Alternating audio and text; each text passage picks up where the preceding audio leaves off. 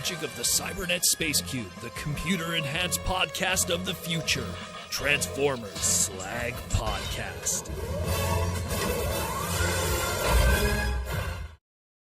What up, everybody? How we all doing this Saturday night? It is the Transformers Slag Podcast Saturday Night Live Stream main event. How we all doing? I'm your host, Proto Man. I'm the face that runs this place. I'm the voice you hear Monday to Friday. And it is Saturday, and we almost didn't make it for Saturday tonight. We took a little trip today across the border, did some shopping, and always looking at my phone going, ooh, man, cutting it close. Might not get home in time for the live stream, but we made it. We're ready. Got some cool stuff, though. The positive of making it is we got some cool stuff to show you today, Transformer related to historical stuff, almost Grail-like in a sense. It'd be pretty cool to show you guys. But how we all doing? I am just a little tired. Literally, when I went to sit down, I'm like, oh my God, I forgot my water. So, how we doing? Mikey and Louie is here. J.R. Mina from the Philippines. Van Hope. We got Patrick Brown. We got Jacques, one of my my patron people. Horned Owl, the Iacon Queen. Will Murphy. Lizard Sphere X. Stray Kids World. James Hopkins. Talib is here. Guillaume Mania. Who else here? Sharif, I mentioned. AI Dragon, Mike Rosen, Princeton Phalanx 59, DW Brown. We got a lot of the YouTube members today. Roman Schillen, Ashnet is here. I hope I'm not missing anybody. How we all doing? How we doing? The camera's a little messed up too, I guess. Because, again, we just had to throw this together in the last few seconds. Also got a beautiful something in the mail, courtesy of our sponsors. But we'll talk about that in a moment. But, we doing good. I can't wait to show you some of the stuff we got. I got so much stuff today that I can't show it all of it. Most of it is upstairs being sorted and consolidated and everything. But we're here to talk about Transformers. We'll cover that. We'll do some Transformer talk, updates to the news and everything. And then we'll talk about, sponsors, stuff we got this week, and take some super chats from the fans. And again, if you want to be part of the talk here, again, hit that super chat, help support the podcast and everything that we do, keeping you guys entertained Monday to Friday. And it's Saturday night, so let's jump into it. Let's do some updates. And the first thing we're going to cover is we finally get our proper first look. There was blurry images that we had. We finally got our first look and all the information about our upcoming holiday Optimus Prime ornament from Hallmark. Now, Hallmark does two different kinds of lines of ornaments. They do their regular series of ornaments. Those are the ones that you usually find in Walmart. They're kind of like an open-ended box where you can kind of feel and touch the ornament. And they're usually not the best quality in the world. I bought a lot of those ornaments, Transformer ones, non-Transformer ones. Those things fall off the tree. You better pray that you have carpet, because good luck, they will smash to pieces. They're not very good. These are the keepsake ones. Keepsake ones are made out of a stronger kind of PVC plastic that could definitely take a tumble, and they're much better quality and hand painted. And we see our latest one here this early. It's not Christmas yet. We're not even halfway through the year yet, and we're already talking about a Christmas ornament. But we have the Holiday Optimus Prime Keepsake Edition Hallmark ornament. Obviously, taken a little bit from our holiday Hasbro Pulse Optimus Prime with a little bit of the Super 7 Optimus Prime in terms of coloring and having the Santa hat. It's cool. Again, I dig it. It says here designed by Orville Wilson, who does some of the other keepsake ornaments. MSRP $21.99. Just real talk for a second. Just real talk. Not sponsored by Hallmark or anything. Most ornaments go on crazy clearance around Christmas, and then of course after Christmas they go 50%. So if this $21.99 is a little much for you, just go visit your local Hallmark after Christmas and pick this guy up, if you know what I'm saying. Just saying. But yeah, so again, MSRP $21.99, and these are going to be shipping out and already showing up early in stores in July 13th of 2024. So pretty cool. I dig it. Again, I collect Transformers ornaments. We have like an old segment on the Transformer podcast where I talked about the history of Transformer ornaments up to that point. And I kind of even showed a picture of my collection up there. There was like animated ones they did back in the day. It shows how far back it goes. But so pretty cool. I dig it. It's just, I don't know. I just felt like talking about those because they're cool and it's some new info. It's some new info. What do you have here? Oscar, hey Proto, is that a Transformers 86 Bumblebee the real figure or did somebody make it up? Oh yes, people were sending me this. It's not real, guys. It's more clickbaity, fakey kind of stuff. That 86 Bumblebee is not real. So don't worry about that one. The first giveaway should have been the choice of art for the packaging. Marcelo is the one who usually does the box art for the 86 stuff, and that is not Marcelo's art. So take from that what you will. Brainstorm 2002 with the $5 super chat. Thank you, Brainstorm. Hey, Proto, just got home from my local Walmart and got Earthspark, Twitch, and Black Series Boba Fett for 13. Well, I might as well use this as a way to plug also the Patreon. Because if you join the Patreon, we actually talked about how all of that stuff is on clearance. So Earthspark is actually on its way out. And I believe all the price points except the spin changer are on clearance. So get Earthspark while you can because it's done. It's done like barbecue. Mm-mm. So go check that out. But yeah, hey, Black Series Boba Fett for 13 is pretty good though. Which one? Book of Boba Fett? Or just the vanilla Boba Fett? Either way, hey, $13, you can't go wrong. But it is what it is. Thank you for the super chat, by the way. But again, if you join the Patreon, we talk about sales all the time. We have a sales section where you could save money on your hobby and not have to pay full price for Transformers because look, it's a tough time right now. It's expensive, this hobby. And if we could save you a couple bucks on every purchase, it goes a long way. You could spend full MSRP on a deluxe for 21 to 25, or you could wait for a deal at 13, 14, and man, do you save a lot in the long run. Again, part of the Patreon benefits, but it is what it is. Return of the Jedi. All right, so then it's vanilla Boba Fett. That's pretty cool.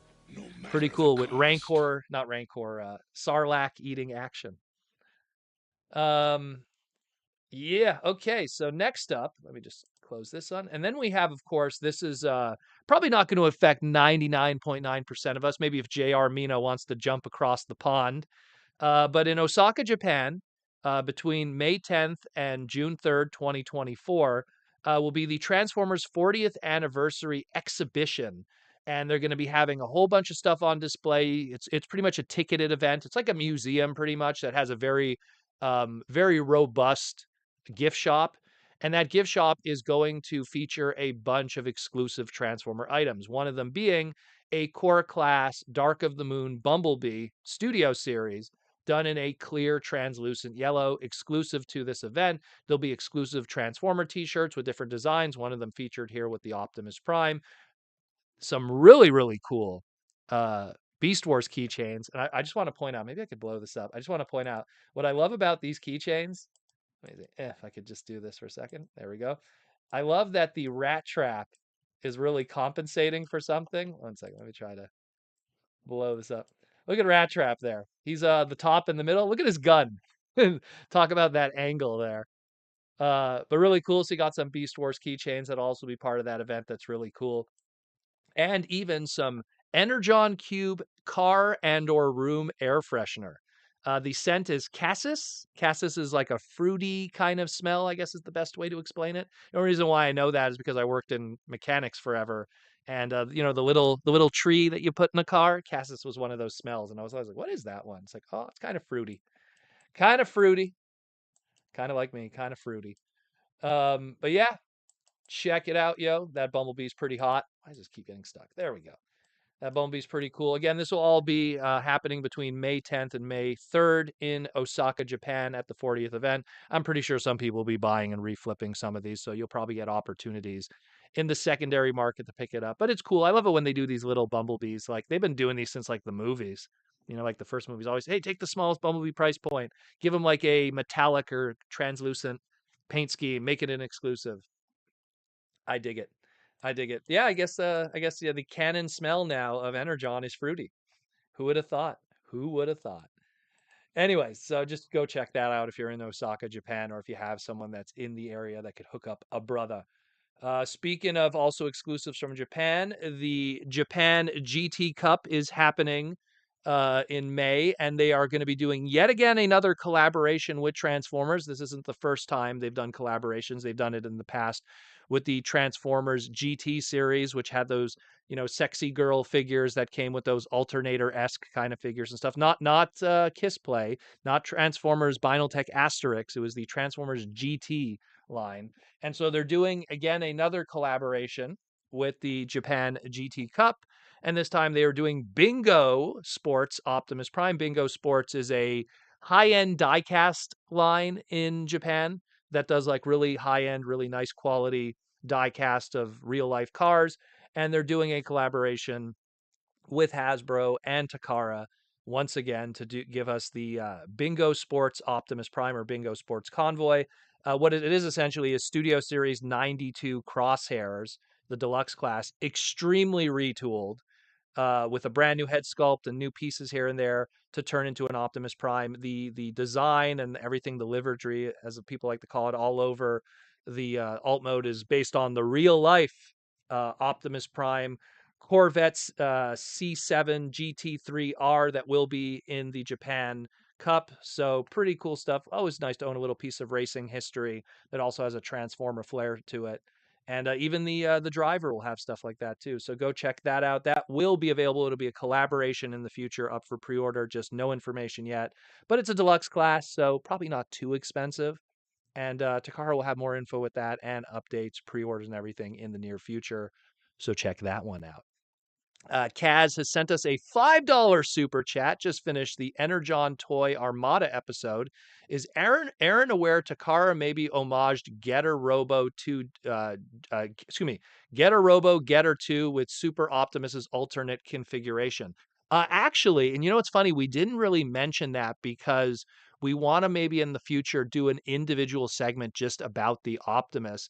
But part of the individual robots and we'll save this also in a larger sense when we do an individual segment about them, because stay tuned for that. The individual robots that were featured with the Optimus were also a bit of an homage to Thunderbirds. If anyone knows what Thunderbirds are, it was an old Super Marionation 1960s show. And it was the same thing. They were all numbered. They were all rescue vehicles. They even had a drill one, which wasn't part of the numbered series of Thunderbirds, but it was part of it.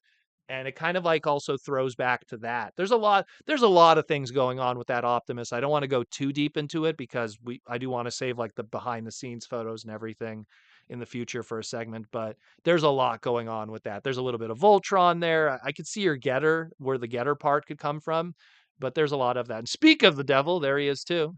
How you doing, Aaron?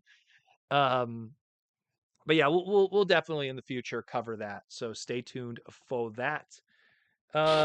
Next up in news, let's talk about this one. This one I haven't talked about yet as an individual segment, but I do want to talk about it, but I want to get a little more info before I do a full-fledged segment on it. And it was this statement that there is a strong possibility that after its amazing stint of 20 years, the longest running subline of Transformers Masterpiece, may be finally coming to an end with MP60 Jinrai. Now, again, this is just speculation right now. The translations are kind of loose.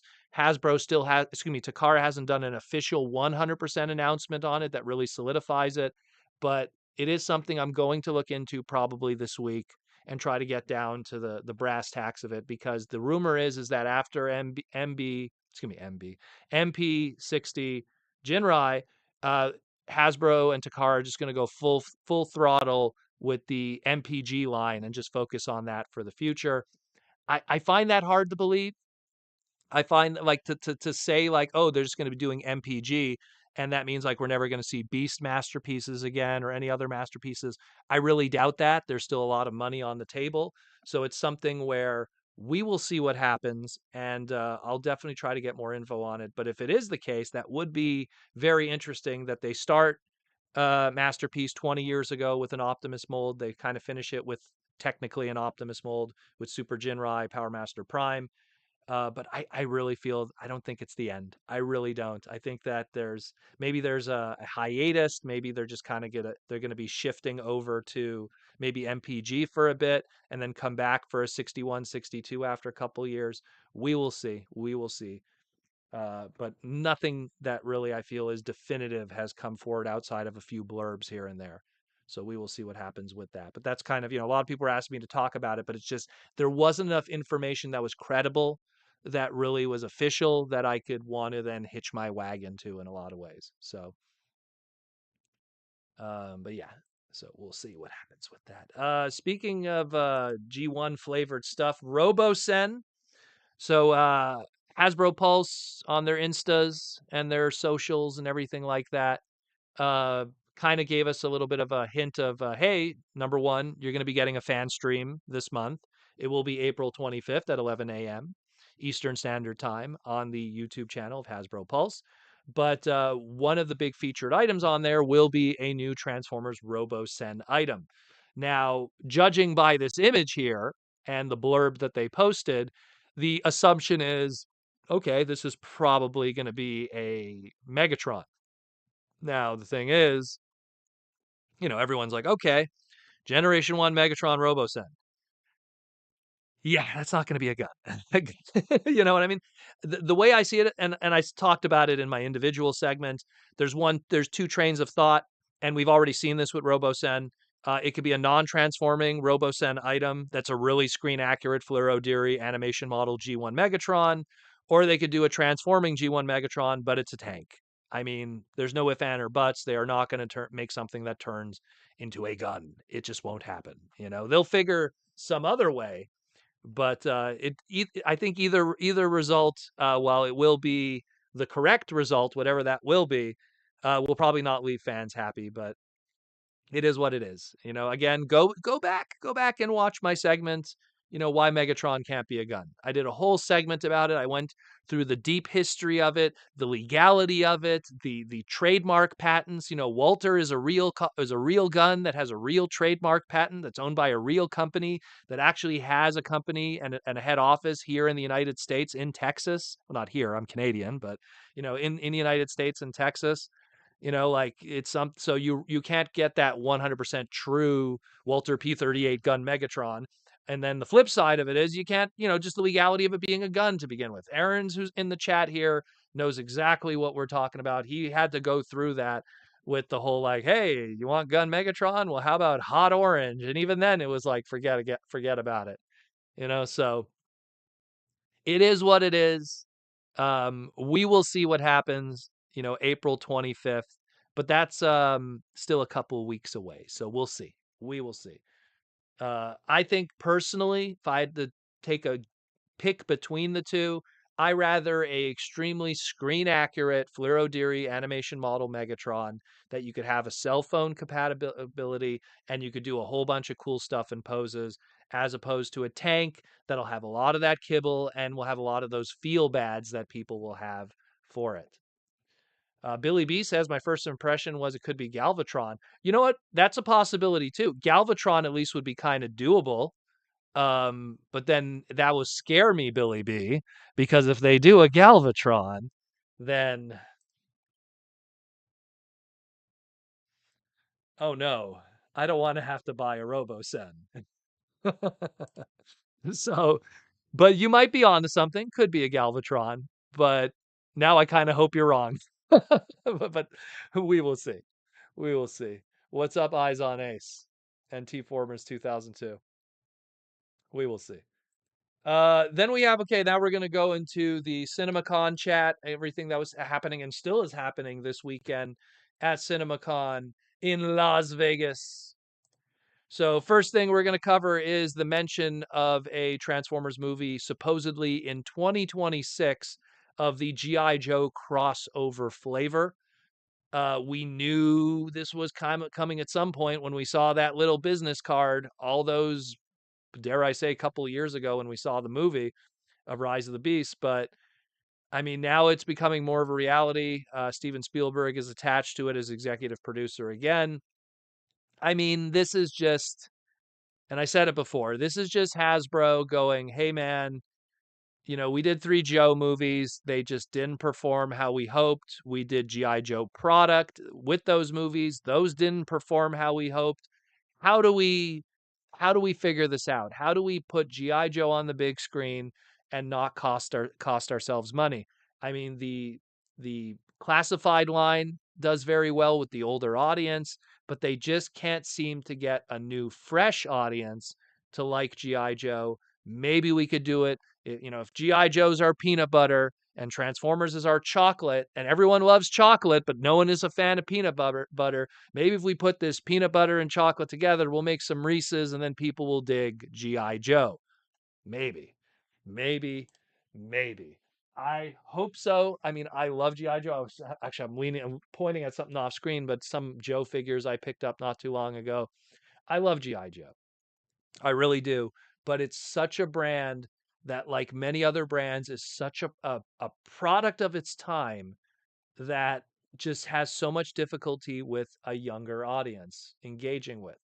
And again, I always compare it to the Dick Tracys, the Phantoms, the Flash Gordons, where, Flash Gordon is what George Lucas looked at when he created Star Wars. And then Star Wars became huge. And then Flash Gordon was never again important. They tried to update Flash Gordon, the 80s movie with the Queen music, the 90s cartoon, which I actually kind of liked. And then on and on. I think there was a Space TV, Flash Gordon live action TV series they did that died on impact. Like it's the same thing. GI Joe survives. It does new product here and there. The older fans enjoy it. There's comic books here and there, but overall it is not what it used to be, because the modern audience, the new blood, the new fans, the people that you would go in to kind of try to attract because they are the future regardless, they're just kind of not interested. So mix Transformers with GI Joe, and maybe we might have something here. Maybe people will tune in to see Optimus Prime because it's a Transformer movie.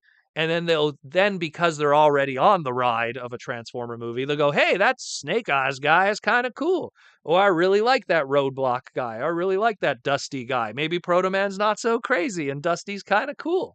No, I doubt Dusty will be in the movie, but it's something where I could just, I could see that that's the angle that they're going to play, and really that's the angle that they should, because there's no other way. The only negative with it is more humans to kind of distract from our giant robots, because they're going to have to get featured. You're going to have to feature every Joe character because they're going to be they're going to be stuff that's on the shelves. It would be silly of Hasbro to feature a bunch of GI Joe characters in the movie and not do product, or vice versa, to have product of them and not feature them in the movie. So whoever's going to be in this GI Joe Transformer movie of the Cybertronian kind is now going to significantly have less screen time. So it is what it is, unfortunately. And not to mention with the fact that we're kind of over 3-hour Transformer movies. So if it's something that's in that 2.5 or 2-hour region, that's less time on top of that. So I don't want to sound like a downer. Maybe it'll be awesome. Maybe they'll figure out the secret sauce and balance it well. I mean, I have my own ideas, but I'm not giving that away for free. But maybe they'll figure something out. Maybe they'll figure something out. Maybe those Hollywood execs that they pay way too much money for might be able to figure something out. Let's talk about Transformers 1 now. Let's talk about it. Hold on. What is Mikey and Louie saying here? The first live action TF movie to us is already G.I. Joe Transformers. All the Army guys we went with. Yeah, no, totally. I agree. I agree. Figueroa was Tunnel Rat.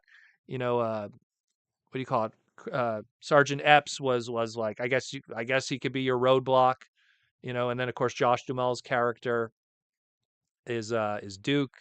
So yeah, I could totally see that. But the thing is that though the biggest criticism, despite the fact that people love the 2007 movie, was it was very human centric, to the point that the Transformers really were background characters, and the Army characters got way more lines and stuff. So if you're totally happy with that, and GI Joe just being the star of the movie and the Transformers being in the background, then hey, it'll work out. But it is what it is. It is what it is. Let's talk about Transformers 1. and what scant information we got, the preview teaser footage that was shown in closed doors to licensors and marketers today. The popcorn bucket that we have here on the left with his big old legs and everything, kind of giving us our first look at our Orion Pax Optimus Prime with all those do not take photos, which is why everything we have today is blurry. I just want to remind people there were some comments when I did the original segment. The Bumblebee cup here that has the movie inspired head on it, that is not for Transformers 1. That is actually a Rise of the Beast drinking cup that was on display here. That was actually an old product that was available last year. So that is not what Bumblebee's head is going to look like in this movie. That the Bumblebee that is going to be in this movie is that little PVC down there and that little alt mode that looks very dare I say almost very B127 from the Bumblebee movie. So, but I like it. I like it. I like that we're slowly getting to see stuff now. Slowly. I mean that this Optimus, popcorn bucket might not represent the proportions of Orion Pax, but definitely the details. Just more, to quote some of our listeners here, chonked out, just to fill a whole bunch of popcorn and be able to hold that sweet butter that'll give you the cancers. Mm. Um, but yeah, I mean, hopefully we'll get some nicer images of these PVCs up close so we can get some good sculpted action pose detail of both Orion Optimus and B127B here. So we'll see. But again, we got a little teaser trailer, thing. Again, I don't want to talk too much about it because it's also kind of spoilery. But it does feature Elita 1. It features Optimus, Bumblebee, and Megatron. Their kind of what their story is and their I guess their mission that they're trying to do, their goal and objective for this story. So pretty cool that people got to see it. Hopefully we'll be seeing it soon, and that hopefully that we will be seeing it will probably be because next week, Thursday, April 18th, the rumor is we're going to be getting to see that footage for the very first time. Keep in mind, we're technically 5 months away from this movie, so we got to see something.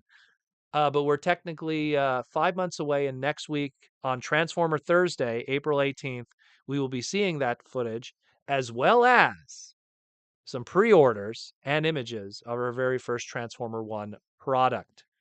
So let's see what happens with that. But again, just to make note on your calendar again, April 18th, we'll be getting something. What that be, we don't know. But definitely make a note of it. Olden Tolber with the $2 super chat. Let's hope Skybound makes Old Man Grimlock comic. Well, like an Old Man Logan book. I don't want to spoil too much. The last book was pretty off the rails. Again, I don't really like to talk about the comics because a lot of people are, I don't want to say slow to read them, but a lot of people usually wait for trade paperbacks so they could buy it in one shot. But the Skybound books are quite fantastic. Dare I say, hot take, better than what IDW is doing from my perspective.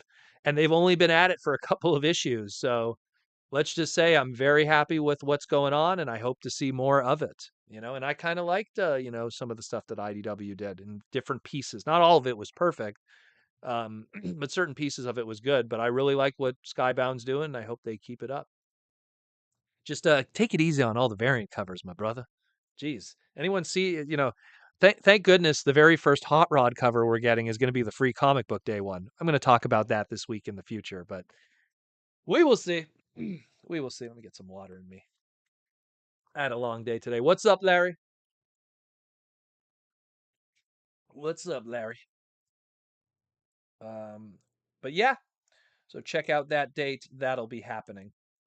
And that's it more or less for the news. Um, So we'll talk about our sponsors and our cool stuff that we got. We got some super chats still from the fans that we're going to cover, and I'm sure there's going to be more super chats coming as we continue. We also have some cool stuff to show off because we took a little trip today below the border to the United States and did some crazy toy hunting. Let's do that super chat first, though. Iacon Queen, how you doing? with the $5 super chat. Last year, TF did a collab with Fortnite and created a new TF Battle Bus character. What are the odds of getting that character as a collab figure? Well, that really has to depend on who designed the Battle Bus character, because if it is something that was created exclusively and internally for, let's say, Fortnite, then there is something where if Hasbro does do that, they might have to pay some kind of, license or anything to Fortnite. That's just how it is when those collaborations happen. It's two companies working together to make something, but someone's got to get paid. Considering Fortnite, in my opinion, is kind of the stronger IP at the time being, that obviously could change. You know, stuff comes around, it's more important than Transformers, and then they go away, and Transformers is number one again. Um, but that's a tough one. That's kind of like how when you have, like, let's say the Transformer crossover stuff or the Transformer Star Wars stuff, that crosses over, and then those designs, sometimes it's really tough to, like, have those beast designs that are owned by Hasbro. They exist in that vacuum, but they can't be used per se. And this is obviously a CG model of the battle bus. I mean, in all honesty, if we get a bus Transformer character, I want it to be Transit from the Rise of the Beast movie, only because selfishly it's a Montreal bus. But anyways, we'll see. But there is unfortunately a little bit of red tape that exists with that character, because it's an exclusive kind of thing to Fortnite. You know, we'll see. We'll see. You know what I always say? Is the money on the wall? Do you think? Let's say hypothetically it did happen. Do you think it would be a good seller, or do you think it's something that really only a few people would be like, oh, that's cool, that's cool. I don't know if it's Voyager class cool price, but it's hard to kind of hit with a lot of those. Um, but we will see. We will see. I'll get to the other questions in a second, guys. If I miss anything, of course, just repeat them. Obviously, the super chats, I'll catch those because those go right in my face on the screen here. But let's do some sponsorship shout outs and everything, and then we'll also get to the cool stuff we got this week, and of course, more super chats. But let's start with Symbiote Studios, our plush pins and t-shirts, the official Transformers plush line, and obviously my boy came in the mail today looking stellar. I don't want to touch him because he's going to fall over. And then, of course, also, let me grab him. Ultra Magnus came. See, just to give you an idea of how big these are. Like, again, I'm a big 6'1" dude with a big old head. Look how big this thing is. These are they're about, I'd have to say 14 inches tall, not even 12. They're pretty large. And they're just awesome. The detail on them, little missiles, his smug face, you know. So go check these out. Again, official. These aren't, some handmade plushes that you bought at a con. These are officially licensed Transformer plushes. A ongoing craziness that they've been doing. Let me put you back behind Unicron with Symbiote Studios, and this is our Wave 8 for early. Uh, 1 second, let me just fix that. There we go. For early 2024. There will be more. There will be more coming later this year. San Diego Comic-Con, there will be a exclusive, so be sure to tune in for that one. If you're at San Diego, you could pick that one up too. A very awesome exclusive plush that will be happening. We've done exclusive San Diego plushes for the past couple of years now. The Unicron sold out instantly. The one that they did last year was also kind of a collaboration with us at the podcast, a Transformer Slag podcast plush. So there was a lot more of those made. So there's a lot more of those available also for the fans of the podcast, so that you could still pick up on the website if you wish, which is chilling back over here with Catnip Bravo on there. You can't see because of the solar flare, but go check them out. A lot of great stuff available. There's more coming. This is what's in stock right now on the website, but more will be coming. The t-shirts too. I'm rocking the Catnip Convoy shirt. And of course, if somehow Transformers isn't your thing, which why are you listening to my stupid face? But there's also other Hasbro brands, whether it be GI Joe, whether it be My Little Pony, whether it be Power Rangers, whole bunch of new ones here. The ponies are a whole bunch of new ones that were added maybe last 2 weeks or so. But again, they're huge plushes. I can't stress enough. When you're paying for them, I know some people look at them and they go, "Oh, they're probably just like your standard plush." No, they're big. They're really cool. They're almost pillow-like in a lot of way. So check it out, yo. If you love them, go check them out. shopping at Symbiote Studios also helps the podcast in a lot of ways. So go check it out. And as always, tell them the crazy Proto Man sent you. And what else do we got? Well, of course, the Toy Armada with Aaron Archer. Our latest segment, the Energon segment, has been up for a past few days now. We will be recording another segment. Aaron right now is in a transit to his new location. So recording has been on hiatus. And of course, Aaron's live streams. If you haven't noticed, Aaron hasn't done a live stream for the past couple of weeks. He is in the middle of moving. So just you'll have to be patient, but we will be recording a new segment soon with some more Transformer stuff. So stay tuned for that. But go check out that one. A good hour and some minutes just talking about the early origins of Energon and Super Rinku and all the cool stuff that happened with that. Some cool things. Why was there so many repaints in that very first wave? Why was there a black Unicron and a yellow, sideways that was called, rail? What was it called? Rail? Was it Rail Racer? Rapid Run. You know, a lot of cool stuff there. But if you want more Aaron Archer fix, of course, also you could go pick up the Art of Transforming Robots of Volume 2 Color Edition. Not many of those left. There's going to be a small skew of them available for TFCon Toronto. But in terms of the online store, get them while you can because there's only going to be so many left. And yeah, good stuff. Again, $20. Beautiful 36 full color page of all kinds of art, original art of that era of Transformers created by the man who worked on them himself. And for an extra $15, you get a custom sketch of whatever you like on the inside. You say your favorite character, Aaron will draw it on there for you, signed and ready to go. How could you go wrong with that? And of course, if you want even more, there's a whole bunch of Posca painted Transformers instruction pages, original art there too on archermonster.com/shop. A lot of stuff there. I haven't updated it because some stuff was put up for sale and then sold out right away. So I was literally working on this yesterday, and then like some of those stuff that was added are gone now. So I was just like, okay, so you probably should just go to the store and hope for whatever's left because everything's selling out. Mikey Louie says, where is volume 3 for Aaron's book? It will be debuting at TFCon, so stay tuned for that. And then will be available on the website afterwards. So, but in the meantime, archermonster.com/shop. Get volume 2 before it sells out. Volume 1 is already sold out, and people are scalping it on eBay because people are crazy. But it is what it is. Check it out, yo. archermonster.com/shop. Alrighty. Just want to make sure I didn't miss any questions from my YouTube members or patrons. Let's see. AI Dragon Legend. Hey, Proto, did you hear about the new Ninja Turtles Last Ronin? Yeah, I heard that it's going to be PG-13. I don't know if that's a wise move. I mean, you could kind of get away with that with Deadpool, but could you get away with that with the Ninja Turtles IP? That I don't know. Or was it rated R, I heard? Was it PG-13? Because a lot of movies in Canada, they rarely get a rated R. They always get a PG-13. So, but I mean, if it's R in the States, oof, I don't know. At least it's not rated X. Then they're really losing almost all the audience. But we'll see. We'll see. If for them to say that they're going to do a R-rated Ninja Turtle movie, again, and it's all about action speaks louder than words, that tells me that whatever they did with that Mutant Mayhem movie was not considered successful from their perspective. Because they'll never admit it. They'll never admit it.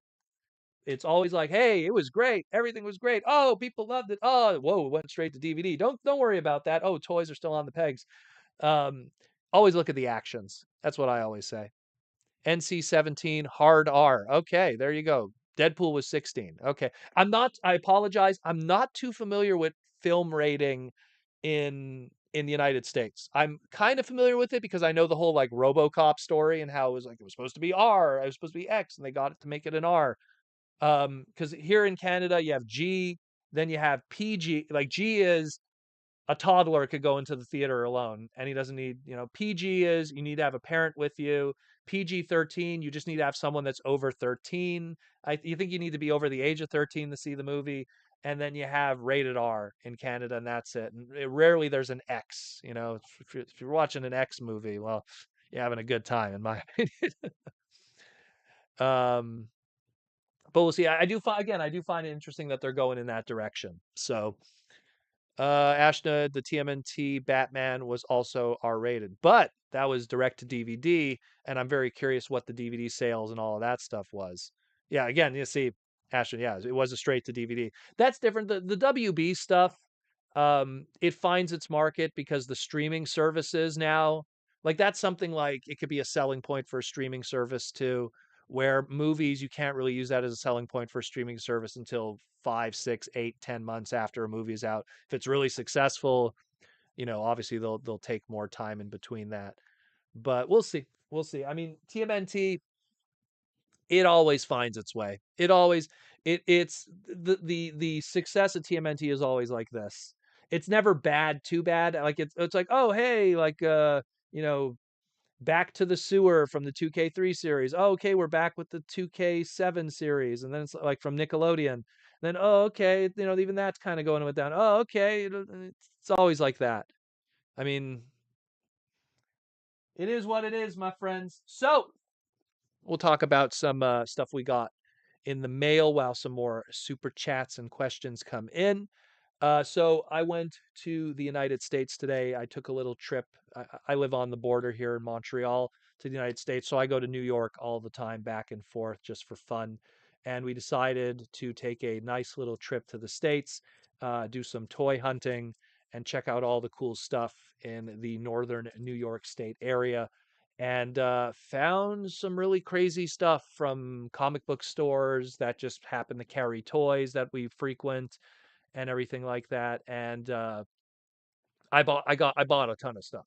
In all honesty, most of it is upstairs, kind of being sorted and still in its baggies. But I do want to show a few cool items that I picked up, and one of them, it's like almost like a holy grail. This guy was asking, no joke, he was asking $45 American for this, and I couldn't say no. He had a whole bunch of them. So apparently this is a comic store that in order to survive, it also has to focus on other markets. So it has like a huge Funko Pop wall and stuff. But one thing that this guy does is he buys a lot of collections of stuff. So toys, action figures, whatever. And he bought a huge collection of a former McDonald employee's, I guess, hoarding of stuff. And I could speak from personal experience. I worked at Burger King for 6 years, 20 years ago, like a long time ago. I worked at Burger King, and I used to like take everything, the signage, the posters, anything that was like Transformer related, because Cybertron and all the movie toys were all at Burger King. And so he had a whole bunch of McDonald's stuff, and I could not leave with that $45 for this. This is the original store display for Beast Wars, for McDonald's. This here, and what I love about this, I just wanted to point this out. It has the G2 styled logo. I hope you guys could hear me with the camera, with the microphone. It has the G2 style logo. So this is like early Beast Wars, where it's like, look, it's Beast Wars stuff, but it has like a G2 logo. So it's like, and I love this. It's like this Cybertronian, like, scan the character and there he is. And this art was only unique just to this packaging, this store display. Yes, and it's a Littlest Pet Shop. Aaron Archer actually worked on some Littlest Pet Shop stuff. Not this stuff, but so nice, cool little Hasbro thing. $45. When I saw it, I literally shat my pants, just to put just to put it this way.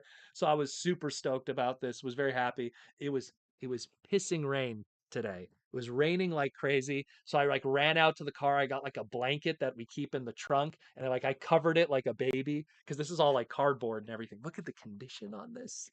I don't know how I'm gonna have this displayed, but it's the coolest thing ever. I am so happy to get this. You have no idea. And again, just the art. Like, this art was never seen anywhere else, just here. It wasn't on the Happy Meal box, wasn't on the packaging, it was just here. Again, Manta Ray, that was supposed to be Optimus Prime, but ended up then becoming Beetle, that was supposed to be Megatron, but didn't. Panther, that was supposed to be Prowl, ended up kind of evolving into Cheetor. And then Rhino, that was supposed to be Ironhide, that ended up kind of, in the long term of it, ended up becoming Rhinox in the long term of things. Beautiful. Beautiful. And then, of course, Littlest Pet Shop. Yeah, whatever's going on up here. You know, the depths of Cybertron, the organic world of Littlest Pet Shop. Very cool. Very cool. And you can even see, like, here how you're supposed to display it and everything. Very happy with that. very happy with that. Wanted to share that with you guys. Didn't even. He had a whole bunch of other ones, but and some of them were really cheap too. He knew that this one was money because it said Transformers, so he was asking 45, but he had some that were like $15.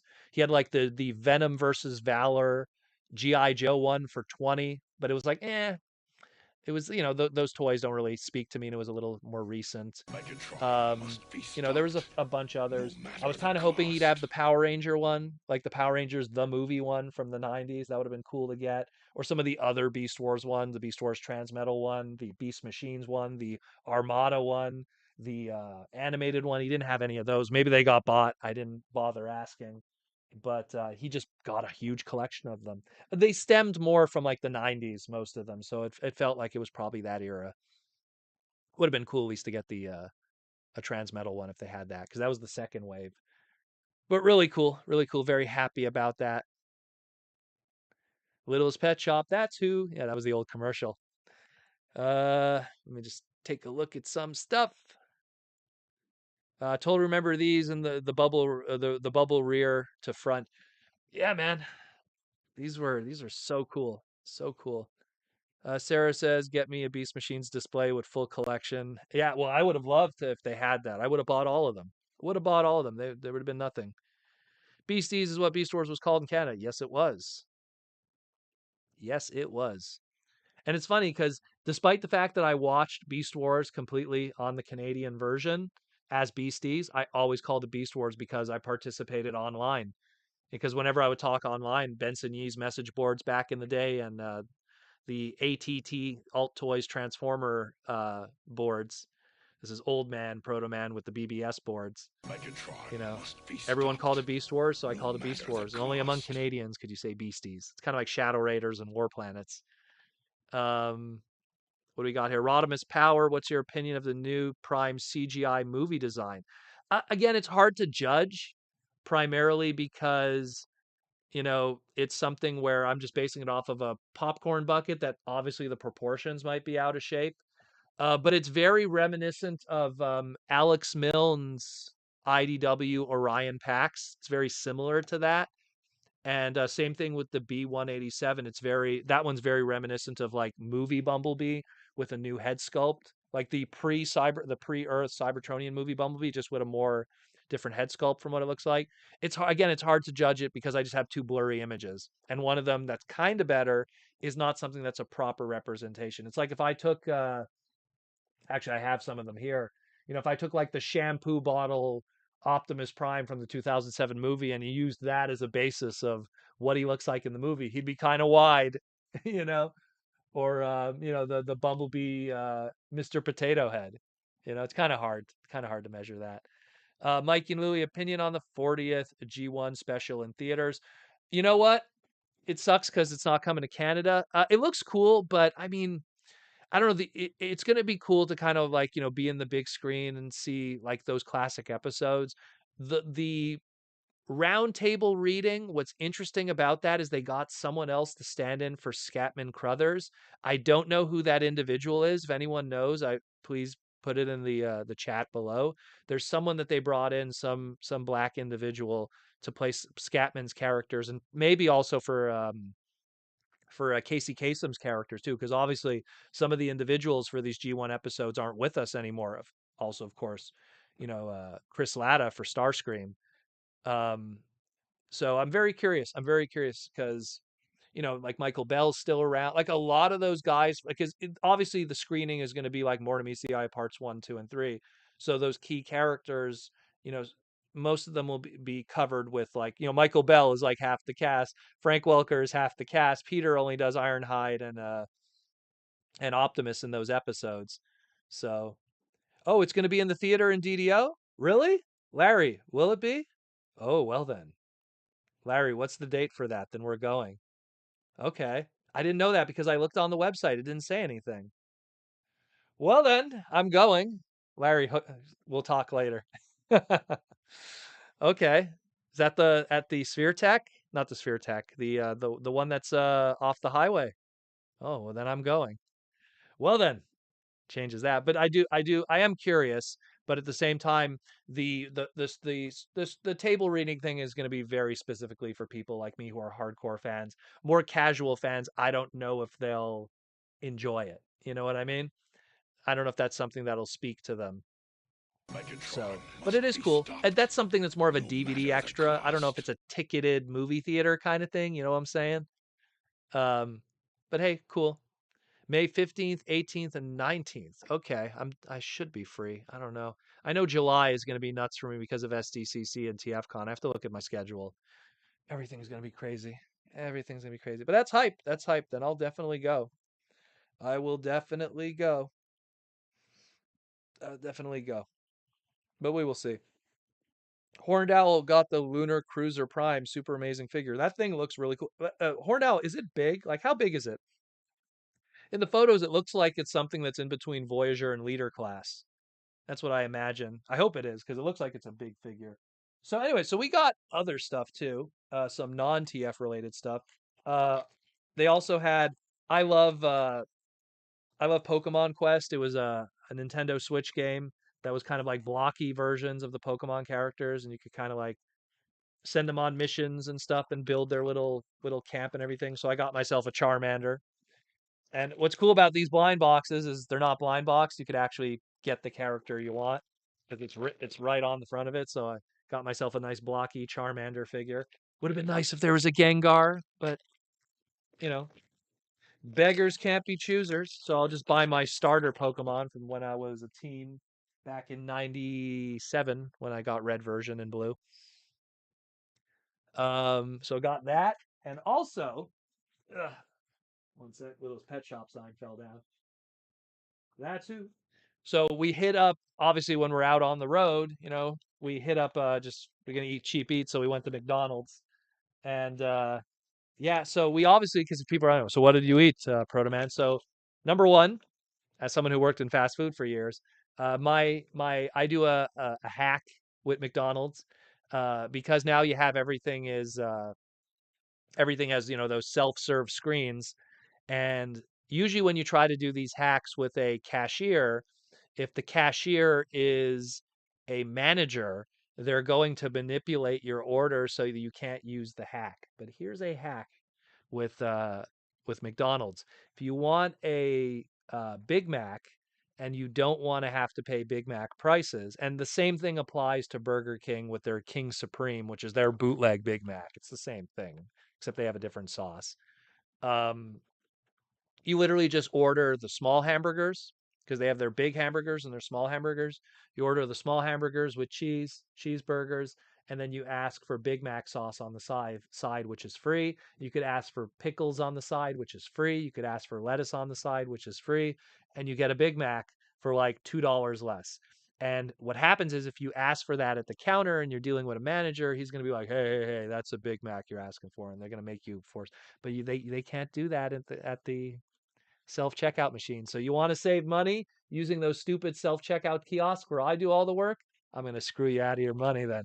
So anyways, we went and we did a whole bunch of McDonald's hacks and saved ourselves a tons of money and ordered a ton of food and ate ourselves stupid. But what they did have there, which was really cool, is they had a special promotion with I think it's the Sick Kids Foundation, where you get these like socks. So they have like these special one size fits all socks. So they got Grimace and Birdie. I just figured, just to help the kids. This see the PC is, what is it here? It's called the Peace and Kindness or whatever. Peace and Collective with Sick Kids Foundation. So there's Hamburglar and the Fry Kids. They were $5 each, $20, but whatever. If I'm going to donate $20 to sick kids, because we do that with TFCon too, we donate to sick kids and Make a Wish. So if I'm going to donate $20, why not? And I get all pairs of socks. Probably never going to wear them. I don't know. Maybe the wifey will wear them. But pretty cool. Pretty cool. Um, Online says Arif Chechen and Frank Torito, who aren't from G1, will be part of the cast. Torito will do. Okay, so I imagine Todaro, who was Megatron, if I remember correctly, in the Netflix stuff, he'll probably then maybe do Casey Kasem stuff, and then that Arif guy, I guess, will be doing Jazz. But then who's doing Oh yeah, I guess you could get also what's his name to do Chris Latta's lines also. Yeah, I could see that. And he did jazz in 2015, like you said, so that'll work out. $2 plus. Yeah. No, I'm telling you, like ever since they made these self-check kiosks, like because for years working at Burger King, there was people that knew the hacks on how to like save money. Because the truth is, there's only two different kinds of patties and a whole different kinds of sauces and toppings, and everything is just variants of that. And they just charge you all money for those variants. It's like they'll be like, here's a new sandwich, and then when you go in the back and you're like, oh, we got a new sandwich. No, it's still the same sandwich. We just put some weird ass sauce on it and then we charge $4 more. And it's like, and it works. And it works every time, you know? So then they invented these checkout kiosks and it's like, well, that's the end of that because anyone who's going to realize they're just going to punch it in and employees who don't care are just going to make it happen, Captain. Guillaume, got that Grimace one 2 days ago. Nice. Yeah. Well, I don't know. I thought they were cute. I thought they were cute. So I was just like, you know what? Why not? And again, TFCon has worked with sick kids and Make a Wish many times before. So pretty cool stuff. Pretty cool stuff. Proto Man does not just inform you on Transformers, but amazing food hacks. Well, again, I was a hardcore BK employee for 6 years, and it was a great time. In all honesty, I loved working there. It was really fun. I left only because I'm gonna make more money as a mechanic, but it was really fun working there. And the food, you know what? It's something where if you eat smart, you could eat every day at Burger King and it's not unhealthy. You just don't eat the French fries and the onion rings and the soda. That's the stuff that'll kill you. But a burger once in a while, and besides, the burgers were barely any red meat. It's mostly cereal, anyways. Spoiler, you know. That's a whole other conversation. Mike and Lily, I like the McRib. Very unhealthy, the McRib, but always limited time. That one. Very unhealthy, the McRib. That's pure sodium, that one. But it tastes great. Don't get me wrong. Ashnud, I used to do that stuff with Subway. Yeah, Subway, but see again, when you have to deal with like an employee and it's an employee that actually like is, gung ho for the restaurant, they're gonna know what you're trying to do to get around these hacks. But now that they have these machines, man, you just get around all of that. You get around all of that stuff, you know? So and again, McDonald's, like it's so like the only thing there's no hack for nuggets. That's the only one I can't give you guys.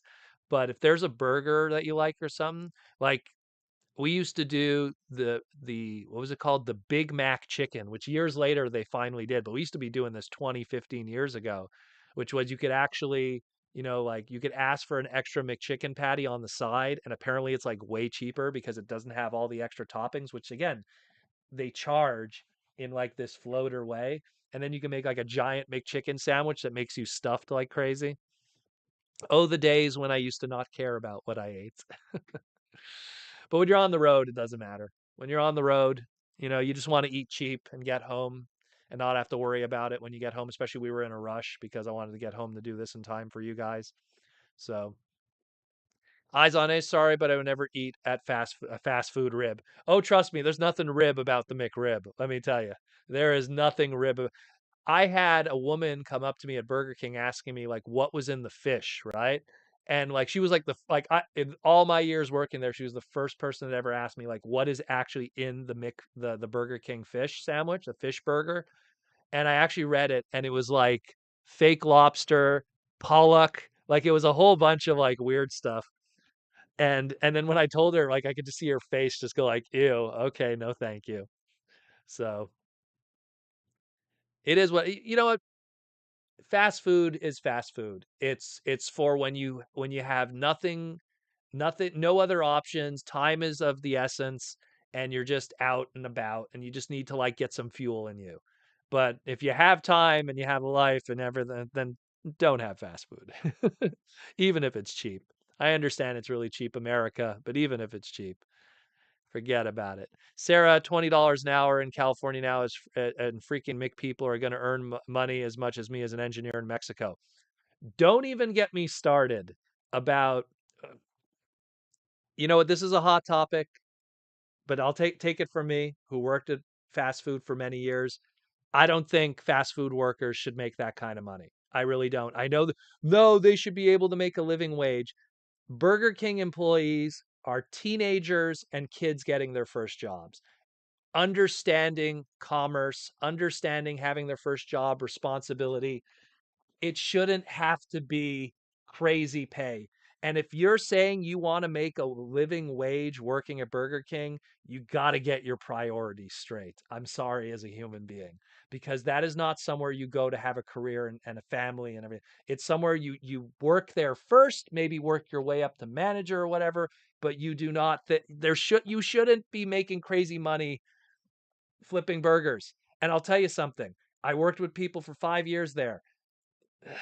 These people were not in any kind of talent pool.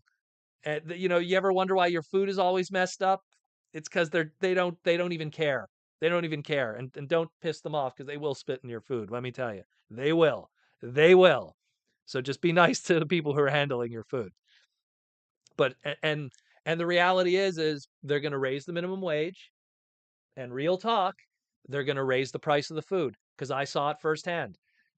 There was like I think it was like a 15-cent minimum wage boost that they did, which by the way, then any raise that I got was completely nullified. Work hard for 6 months at Burger King, get a 10-cent raise, and then they raise the minimum wage because of inflation or whatever, and then all that hard work got eaten up. You get an education, you get a trade, whatever, get a real job. So, and then you don't have to worry about that. Then your wage is way further than any of that. But it's crazy. It's crazy. It's absolutely nuts. It's such a heated topic because so many people are like, they should deserve to have a living wage. It's Burger King and McDonald's. You know, it should be chump change for kids who are getting their first job at 16 years old so they can learn what it's like to have money and be able to understand like balancing everything. It's crazy. It's crazy. I don't even want to like get into it more because so many people get angry at me. How dare you say that? It's like I was there. I was in the trenches. I was in the trenches. No, sir. Okay. No, sirree. Would have been cool if I was getting paid that crazy money. Sure, I could have bought more Energon toys back then. But at the same time, I don't think it's a wise thing because then it puts up the prices. Because after they did that little 15-cent raise, in the minimum wage, guess what? All the food went up. We had to take down which shows how long ago this was. We had to take down the banners and change all the numbers because we put up the price 50, 20 cents. So if you are someone who's a above minimum wage worker and now minimum wage increases, now all your food costs more money. But did you get a raise? No, you didn't. So your cost of living increases and now you suffer for it so that minimum wage workers could be placated by the belief that they're somehow are going to be homeowners. I don't want to go down the rabbit hole of that, but it's absolutely insane. You know, it's absolutely insane. As someone who's a finance individual and also as someone who was finance individual, very happy now with the job he makes, but also worked Burger King for 6 years. So I got to see the opposite side of that. Very silly. Very silly. Go into a trade, make great money. Do you know how much the world needs plumbers? Become a plumber. You will be so effing rich in the future.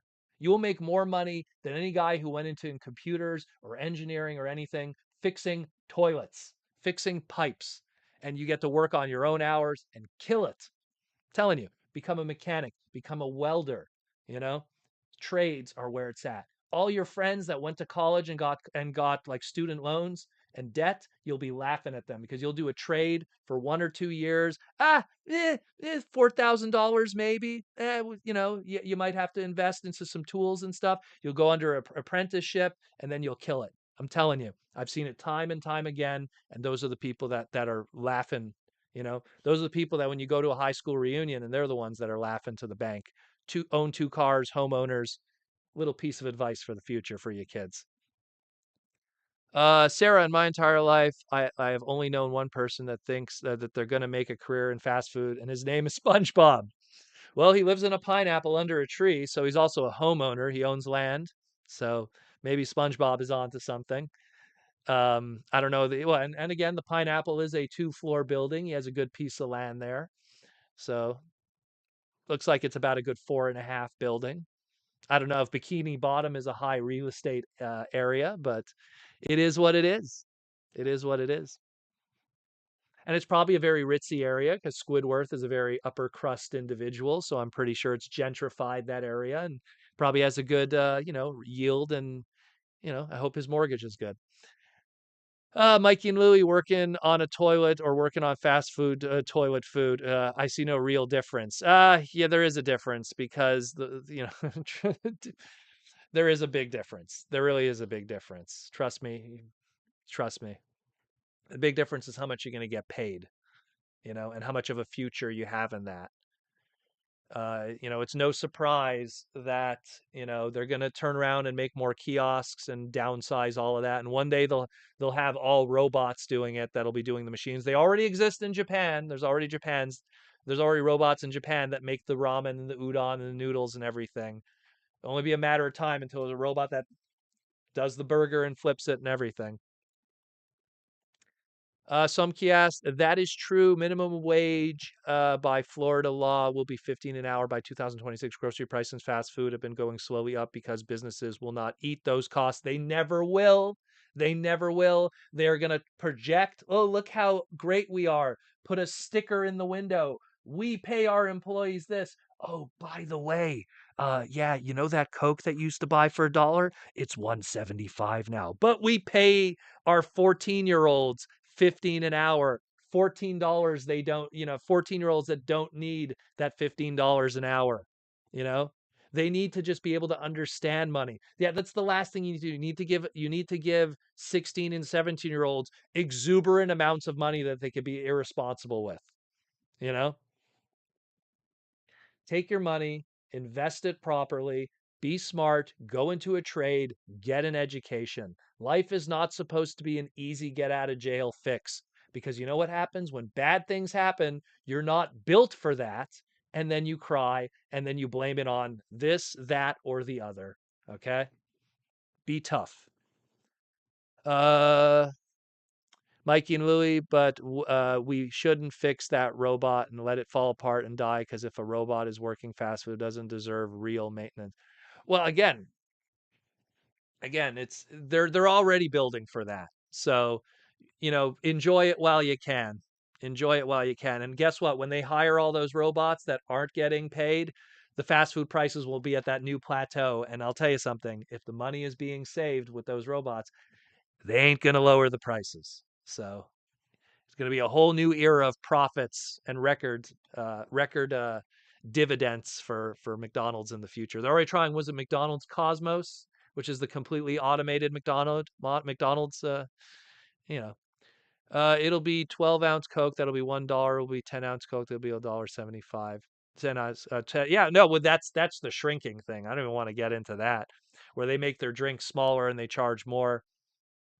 You know, again, again, go into a trade. I'm telling you. I went into guys. Here's Proto Man's background. Went into computer science in college and university, but I went to computer science in college and university between 2000 and 2003. The whole world shifted and changed in terms of computing. Oh my God, it's Y2K. We got to change programming code and everything like that. So much changed in that three-year period that even my teachers, when we graduated, were like, maybe you should go back and freshen up. And I was just like, I don't want to have to be in an industry where every 3 years I'd have to turn to my wife or girlfriend or whoever I'm living with. Yeah, I got to go back to school so I could keep up. And even some of my employers are like, look, we could keep you employed or we could just hire the new guys out of school who are hungry to be employed and they learn the new stuff. And then I get rid of you and I'm not obligated to you. And if I keep you longer, then guess what? There's some kind of seniority. Then we have to pay you more because we're obligated to give you raises over a period of time.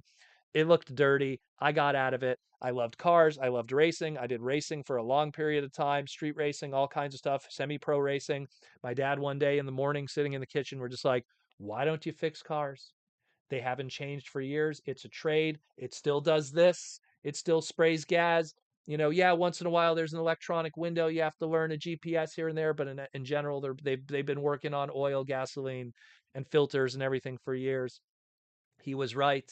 Fast forward a 2.5 year trade, which was 1 year of school, 1 year of apprenticeship, at the time I went to Nissan, which was one of the first Datsun locations in Montreal, which was pretty cool too. And their history under Mr. Arthur and working with those guys, Tony and everything. Shout out to them who were my apprentice and teachers and everything. Great guys, Sergi, Tony, Frank, all of them. Give them a shout out because went into the trade, made mad bucks doing that instead of being a Burger King employee and hoping for a raise, getting great money, saving that money, being smart with that money, and being a homeowner, 2 cars in that driveway. You know, be smart, guys. Be smart. Or sit around and complain and blame the boomers. Okay. Or blame the boomers. Sure. Um, and I'm not a boomer. I'm Gen X. Clark Clint Gaming Proto was Y2K a real issue? No, it wasn't. They changed everything for nothing. It wasn't. They freaked out for nothing. I was there during Y2K, sitting in front of my computer.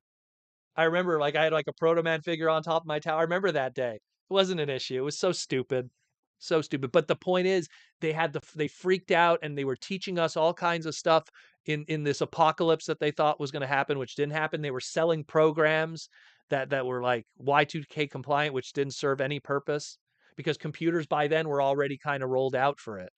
Yeah, if you owned like it's actually kind of funny. You know what's kind of funny? No, because I take that back, even in the sense that old computers would have been affected. Because when I started working at mechanics, there were some places I was working at that still had old Tandy 1000 black and green computers that had the old, I guess we could call it like dating system.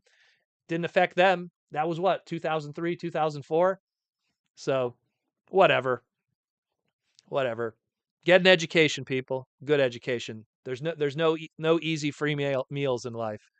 Mikey and Louie, how much? I don't want to lose your question. It just got pushed up. How much money are they wasting, by the way, on big name voice actors on Transformers One movie? A lot. And it's sad because now it's like it's the balance.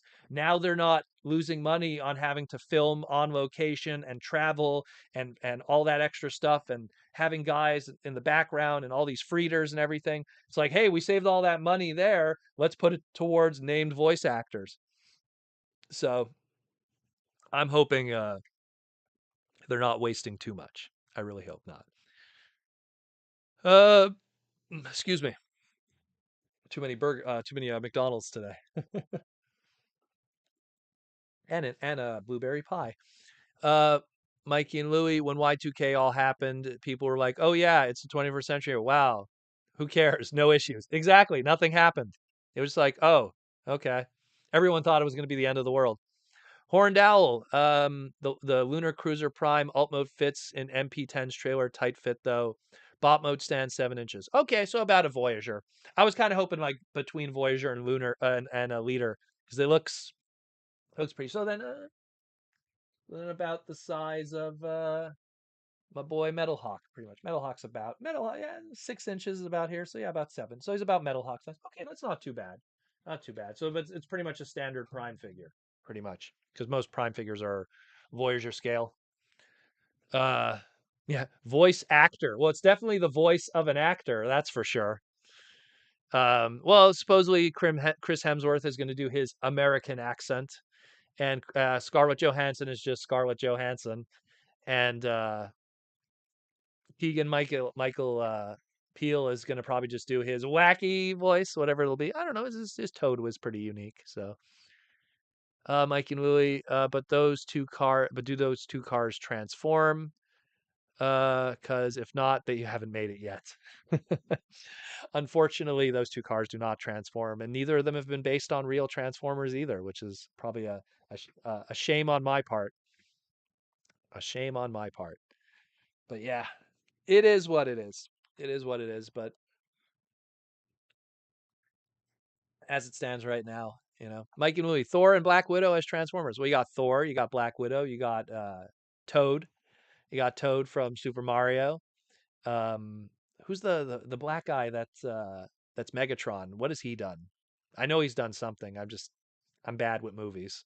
So where's Jazzy? Jazzy was like, mother effer, he did this and this. Shame on you, Proto Man. You saw those 12 movies. Um, God forbid they get actual voice actors. Look, you know what? Blame Shrek.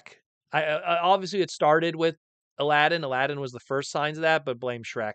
Shrek's success told studios, oh, we could just get Cameron Diaz and Mike Myers and Eddie Murphy, and we don't have to hire actual voice actors like they did before with Disney movies and stuff like that prior. Iacon Queen. Apparently, this is a controversial hot take, but let voice actors do voice acting roles.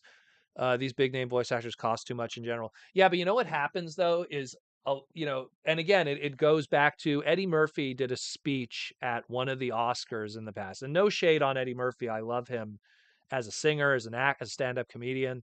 But he did a speech and he literally said how easy it was, and he bragged about it on, I think it was the Oscars or the Golden Globes. Someone fact check me on that. It was one of those like award shows, and he just said like how easy it was and how like he doesn't even have to like work out, he doesn't have to take care of himself, he doesn't have to do skincare routines. So if you're a Christopher Hemsworth, that part of your money ticket and your meal ticket is looking hot and everything, and now you can just show up in sweatpants and just like, and a baseball cap and like unshaved face or whatever and just go, I am Optimus Prime, that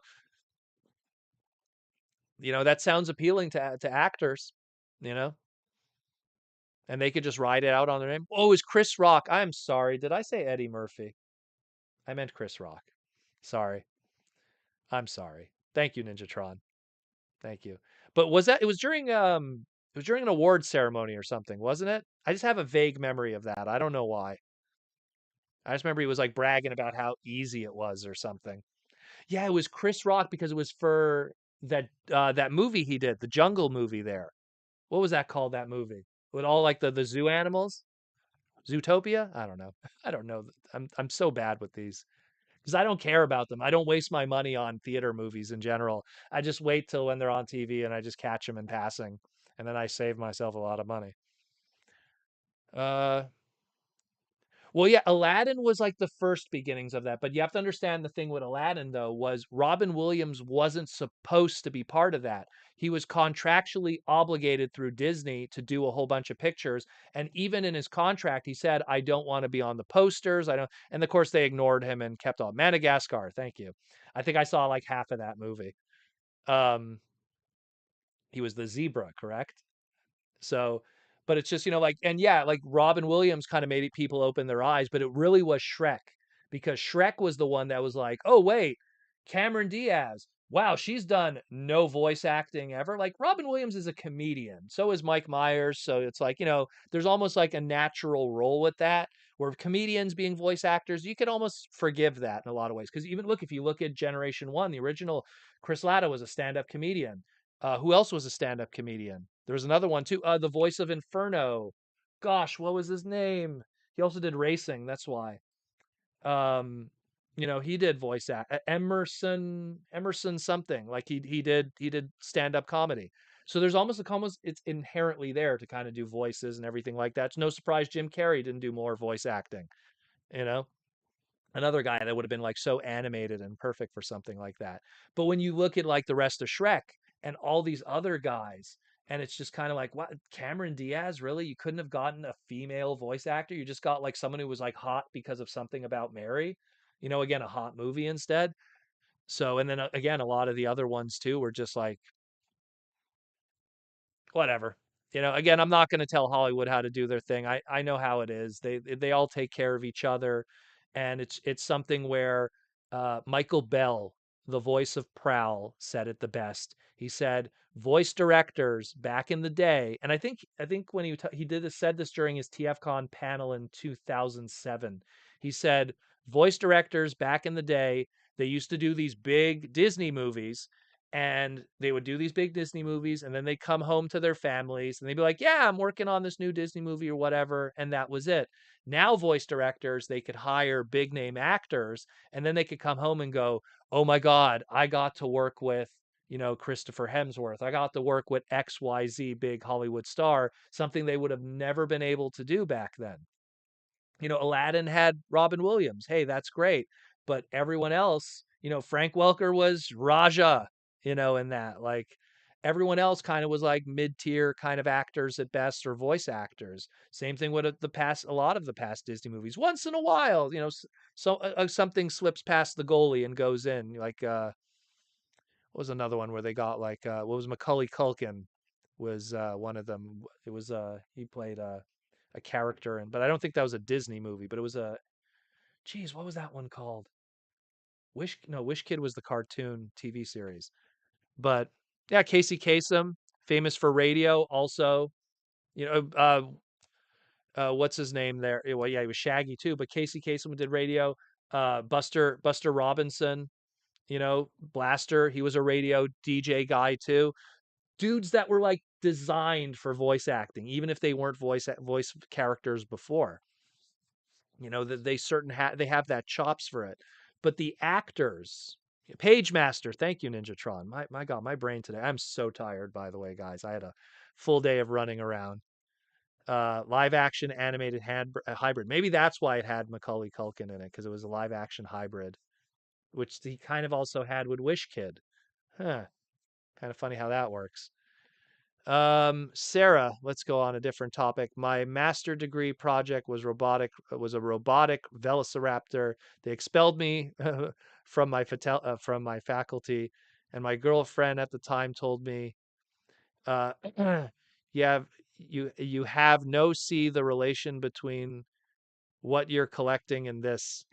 Well, if you're trying to say that you tried to make a robotic velociraptor and it's because of your hobby and they expelled you, well, Buster Jones. Who did I say? My brain is F today. Who did I say? I did not say Buster Jones? Did I say Buster Robinson? Oh gosh, what is with me today? My gosh, I am out of it today. I am sorry. Did I say Buster Robinson? Who's Buster Robinson? Anyways, what is with me today? Ooh. But yeah. But yeah. Again, they're doing that because it's just they have that's the draw, you know? That's a draw. Transformers 1 starring, the Avengers is, Christopher Hemsworth and Scarlett Johansson, And starring, Keegan Michael Keel, from what was it called there? Keanu. Buster Rhymes. Yeah. Um But so, we're again, I just hope that I like the best, honestly, we could hope for, and I know this sounds cynical, is if it's just as successful as the Into the Spider-Verse movies. You know, Bumper Robinson, that's where I probably had that, which is Bumblebee from animated. Bumper Robinson was a cool dude when I met him. I'm glad he's coming back to BotCon. Really cool dude. Mikey and Louie 40th anniversary theater special. Go see the real voice actors. Yeah. Yeah, man. They got to get respect, They got to get respect. Those guys, and it's sad because even outside of those guys, so many voice actors were so important to our childhoods. I mean, I can't stress enough. Like, think about like Scott McNeil, right? And how much Scott McNeil has done throughout the years, and how much amazing characters he played, voices of so many people's childhoods. And he's from in the big picture of things. Like, if you really measured Scott McNeil on how people, and I don't want to knock Scotty, I love him to death, but it's almost like they don't even respect him, like in the Hollywood space. Like, wouldn't Scotty like just kill it? Scott would be amazing. He's such a talented, wacky, energetic human being. And it's just like he got nothing. And then you look at guys like Gary Chalk and then like amazing voice actor, and he only gets like little roles in movies here and there. Hey, we need a police officer to say a couple lines. Hey there, sir, you can't park over there. There's Gary's cameo in X movie number 12, And David Kay, who I think is absolutely fantastic. And the fact that he doesn't get more stuff out of a Cialis commercial. Do you have problems in the bedroom? Do you want some stiff competition? Well, get Cialis. That's David Kay. Congratulations, David. They followed the and they are allowing Bumblebee to have a voice. That's amazing. About time. Yeah, well, and then what happens at the end, and then he loses his voice somehow. Someone's gonna crack it, and then I'm gonna be like, ugh. But yeah, Bumblebee should have a voice. Let's put an end to that. Don John starring Scarlett Johansson. Wink, wink. Yeah, fake R2D2. Oh, I always found the Armada minicons were more R2D. Excuse me, R2D2 than even Bumblebee. Bumblebee at least had once in a while a radio clip that he could pull from. David K landed a role in the Eternals. Well then, you want to know why I don't know that? Because how many people watched the Eternals? So poor David. David should have been, and again, no offense to Brolin, who did a fantastic job as Thanos, but he could have been Thanos. Could have totally been Thanos, David K. 100%. Purple Megamaniac. David K's never done that before. Of course not. Um, where are we at here? Mikey and Louie, remember the old days when Bumblebee always talked? I wish. Clark Clint Gaming always hated that trope of Bumblebee not having a voice. Yeah, and again, that's just the weirdness of it. The Angry Archer deserves more credit. Well, that's the renaissance we live in now. Aaron's getting more attention than he ever had, in my opinion, and we intend to keep it that way. We intend to keep it that way, but that's the whole point of the podcast is letting people know. At least about 6 people watch the Eternals. Well, that was one of my posts where I was talking on my Instagram about Sunspot and how he's in X-Men '97, and I was like, "Wow, finally people are going to know about Sunspot." And then someone countered in my comments saying like, "No, Sunspot was in the New Mutants movie," and I was like, more people saw the one episode of X-Men '97 in an hour than the entire duration of how long New Mutants has existed as a movie in a lifetime, you know? Anyone here see the New Mutants movie? I did, but it's terrible, and I'm pretty sure most people didn't. Gary Chalk was in Freddy versus Jason, and what was his job in that one? Take a guess. Again, authority figure. At least 6 people watch the Eternals, though. So that's good then. At least 6. How many people bought the toys that are still at Ollie's? Probably at least 7. At least 7. Ollie's counting as 6 of those 7. Those 7 Ollies. Clark King Game. I can't wait you guys do more in depth about Energon. It's such a weird series compared to the others from the Unicron trilogy. I I am really looking forward to that, primarily because, and I've always said this, and I said it a little bit in the beginner segment, like the first one that we did. I've always felt that Energon was the prototype to what would be classics. Like I've always felt that so many of those Energon toys, you take them out and the first classics line or universe even 2.0 like in 2009, they could have lived in that space. And it's no surprise that a lot of the BotCon exclusives that were classics in flavor used a lot of Energon molds. So many of them, Scorponok, that could have been a classics toy. Lord knows they did it afterwards with the Headmaster head. They used the mold. Toe line being an Ironhide. The Rodimus could have been a Rodimus unchanged. The Starscream, like so many of them. Even the Galvatron, with a little retooling. A lot of them could have totally existed in that space. And I feel that Energon in a lot of ways was them going like, we could really throw back to these classic designs. Maybe we might as well just make a line of those classics designs. And one day we will talk about the creation of classics and that ongoing madness that we still collect today. But we'll save that for maybe a anniversary or something. We'll see. We still got a lot to cover. We're going to talk about Energon for sure in the new segments when Aaron's more settled in his new humble abode. Prince of Phalanx 59. It's like Field of Dreams. Love that movie, by the way. If you build it, they will come. If you make a good movie, they will watch. Well, I always say you have to trick them at the box office, even if it's a good movie. You have to trick them into the theater because even if the movie sucks, even if the movie isn't good, if it's appealing enough and interesting enough, You could trick people into theaters to see it. Look, Transformer movies make millions of dollars. A lot of them are not good, but at least they're good enough at hyping people up to go see it. No one was excited about a lot of those movies, and Snake Eyes falls into that category too, but no one was excited about the Eternals. These are a lot of characters that just, it was, I almost felt it was Disney and Marvel looking at the success that they had initially with Guardians, and just looking at Guardians of the Galaxy and going, well, no one knew about those characters, and those were like C-list characters at best in the comics, and people went to see that. But that was also at a time when people had FOMO, and it's like, oh my God, if I miss this Guardians movie, maybe I might not understand the other stuff. Where today it's like, I mean, let's be real, like Black Panther was very successful as a movie, but if you skipped it, you didn't really miss much. If you skipped Miss Marvel, how much did you really miss for like Infinity? Excuse me, not Infinity War. Um, geez, now wow, why am I blanking even on the Infinity stuff now? What was the name of the last movie? Endgame. Thank you. Oh my God, what's with my brain today?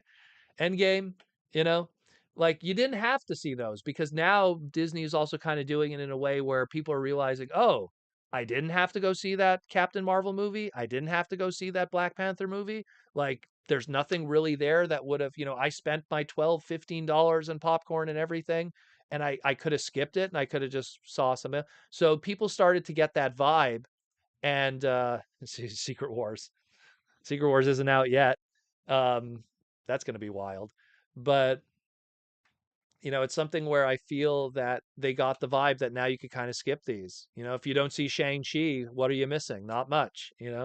Oh, that one quick mention in that one quick scene that if there's an inside joke in that other movie, we might pick it up for 5 seconds. Ignorance is bliss sometimes, especially when your wallet is a little heavier because it actually still has money in it. AI Dragon Legend. I went to Target to buy Legacy Dirge, and I heard parents were buying Ninja Turtles, but their kids don't like the designs for some reason. If the kids don't like it, you lost them, because the parents are only going to buy so much. Guardians of the Galaxy had heart, but here's the thing: you didn't know unless you saw it. The secret is you need to be able to have an audience that you could trick day one before anyone even knows the movie is good. That's the thing. The problem is that there's a lot of movies that they didn't even get the first day audience. They didn't even get the preview screening audience. No one cared.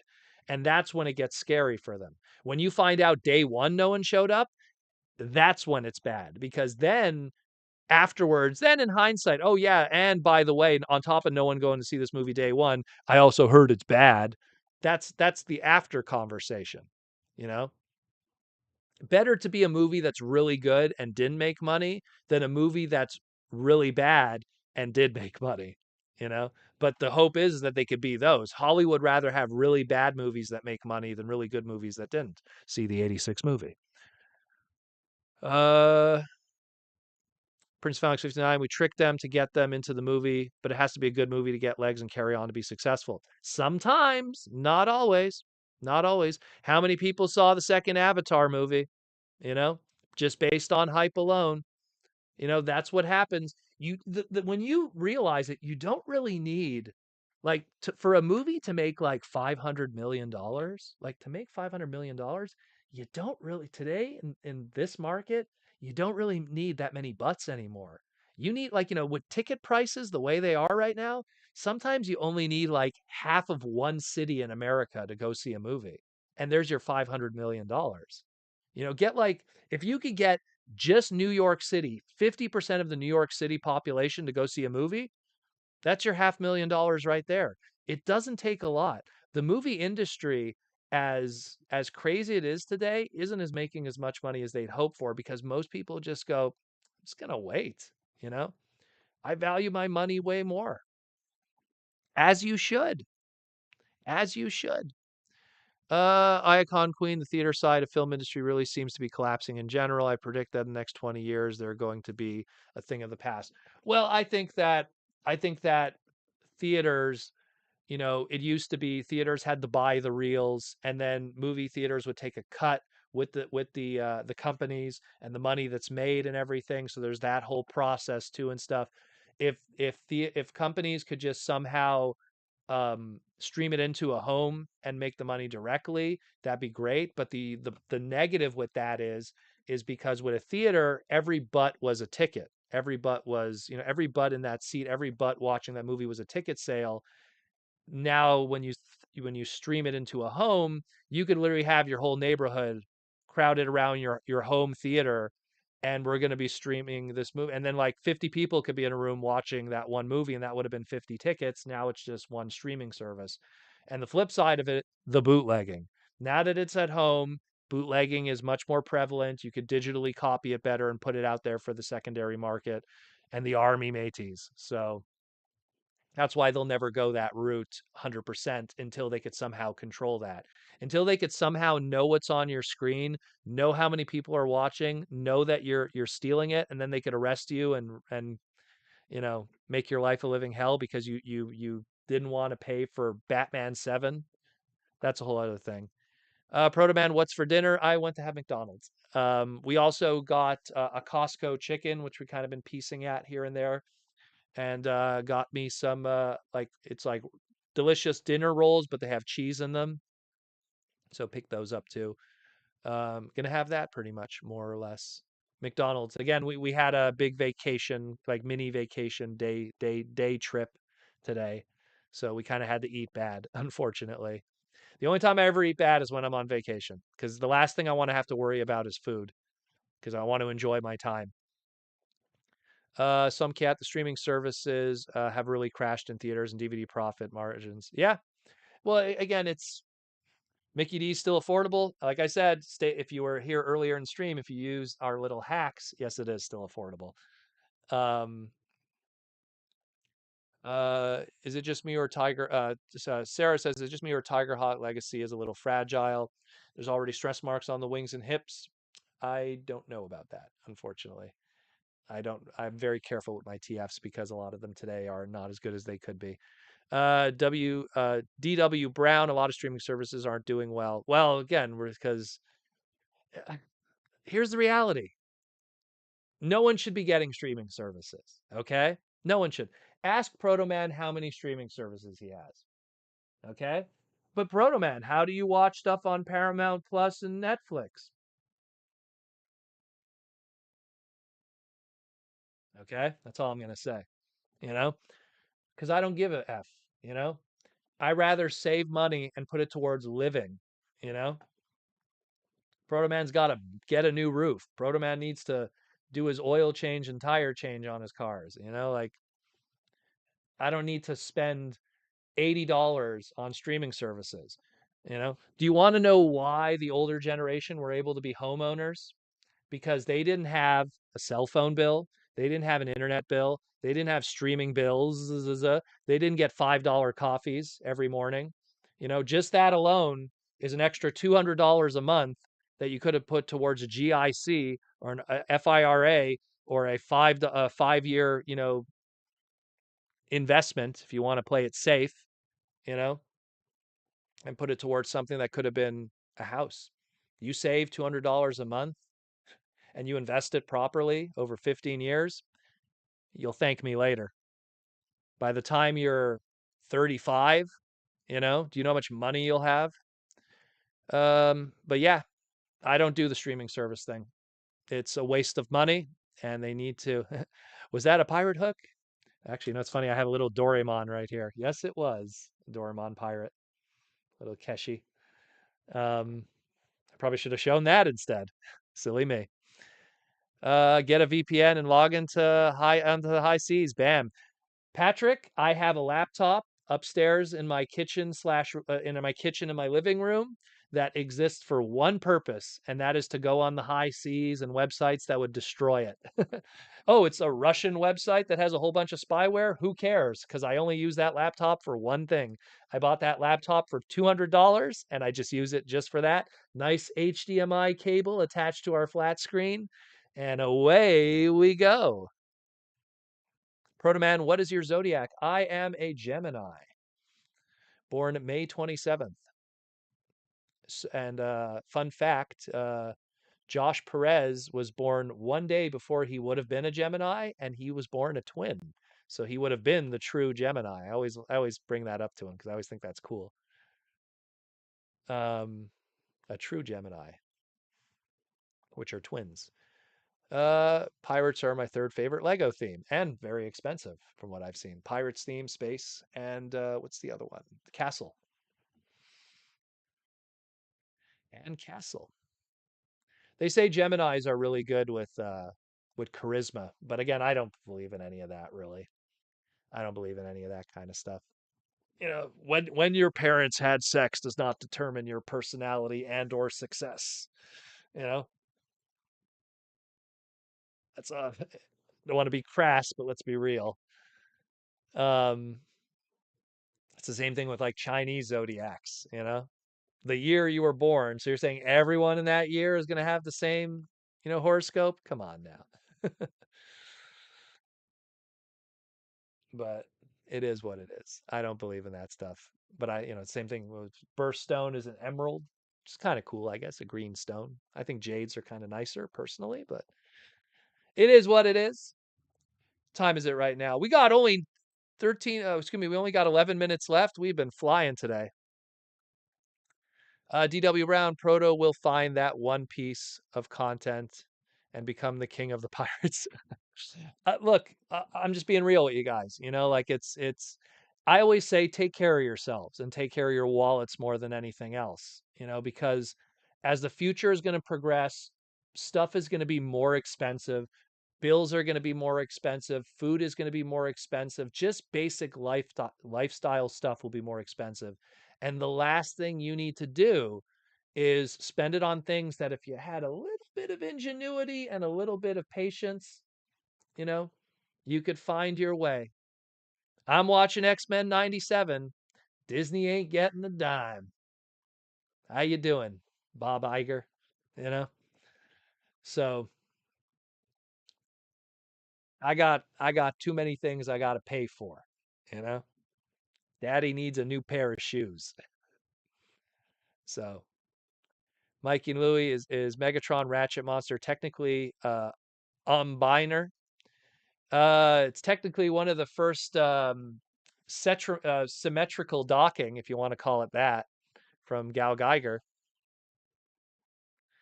Um, I don't know. Proto is just oozing with charisma. I don't know about that.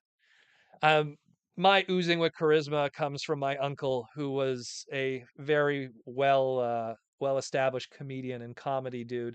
And growing up, I looked up to him because whenever we would have parties or New Year's parties or whatever, he was always like the center of attention. And he was someone who was very well read and also quite charismatic and funny. And he could be both of those things. He was the kind of person he would love just open, and you have to understand this is like the 70s and the 80s. He loved just opening up an encyclopedia and just reading. So I got it from my uncle who lived with us in the basement because we lived in a duplex, if that's a thing in some places in the States, but we lived in a duplex and he lived in the basement. So it's kind of like I had a second pop. I had a second dad. So um but yeah. But yeah. That's actually, you know what? That's in a lot of ways that a lot of my opportunities that I got with Transformers was more so just charisma than it was even knowledge, was my ability to talk to people. That's just as important. You got to be presentable in this world too. You don't show up to an interview in sweatpants and flip-flops or Crocs, you know? You got to let them know that you're serious. Where we at? Where we at? Sarah, the people that pay for streaming services to see pirate series, man, that's a joke. Well, again, look, if you want to pay for streaming services, I'm not going to tell you how to spend your money, but there is ways that you can save money. There is ways. You know, like I mean, has Napster not taught us anything? And Napster was 1999. You know, Napster was what, almost 25 years ago? And has no one learned any? You know what blows my mind was we had Napster. Everyone's like, oh, this is how we get free music. And then the iPod became a thing. And then when everyone went, oh, let's pay for digital music. Oh my God, I never owned an iPod in my life. I never paid for like digital music. What is going on? What is going on? Did we not learn anything from Napster, from Morpheus, from LimeWire? I'm dating myself here with all of this. From peer-to-peer services, you know, all the torrents. Come on, guys. Have we learned nothing? Have we learned nothing and we're just making ourselves poorer and poorer? Mikey and Louie, when Orion becomes Optimus Prime, they'll have a new person voice him. I think Peter Cullen is going to step back in. I think what happens is Christopher Hemsworth is young Orion Pax. Peter Cullen will come back and be Optimus just for that. And because that'll be like at the end of the movie, Sentinel Prime dies and gets the Matrix, let's say, that's what'll probably happen. Hey, I still have Timmy K pointed. I still have my Britannica encyclopedia. My parents still have theirs too. They probably paid like $400 for it, and it came with a CD. And I remember I used that CD all the time back in the 90s. Used to use it all the time. The first time I ever saw the Apollo 11, like the whole thing, the launch and the landing, was through those CDs. Pretty cool stuff. Have very fond memories of that. Good old low quality, low res MOV QuickTime files back in the day. Sorry if I'm very had a lot of food today while I was out.